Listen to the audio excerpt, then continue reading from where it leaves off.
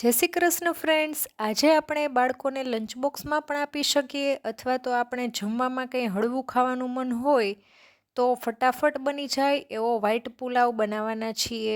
એના માટે મેં અહીંયા એક વાટકી ચોખા લીધા છે। મેં અહીંયા બાસમતી ચોખા લીધા છે।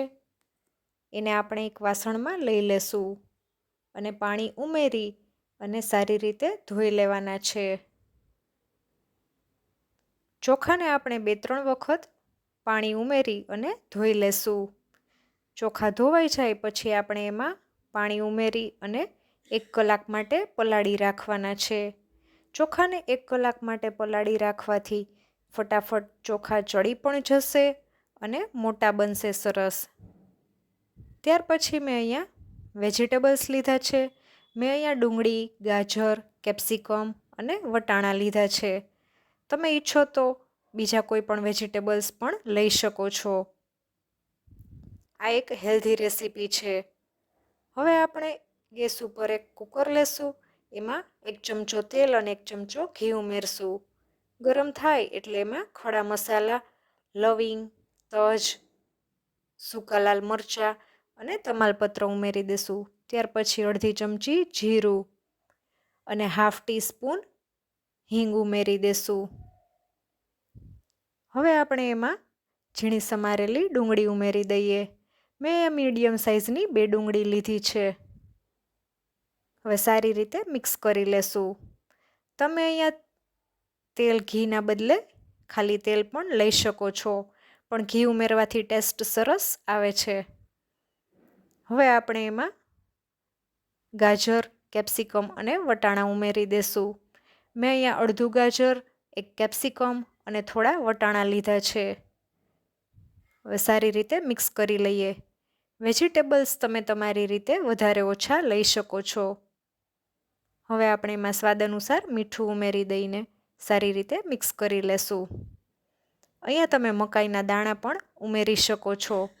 બાળકોને જે વેજીટેબલ્સ પસંદ હોય એ તમે વધારે ઓછા લઈ શકો છો।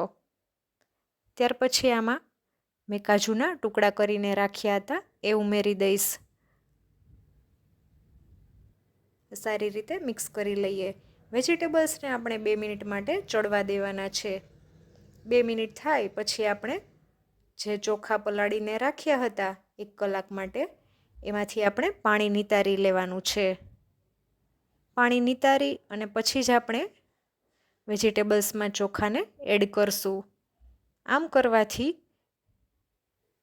સરસ પુલાવ છૂટો બનશે।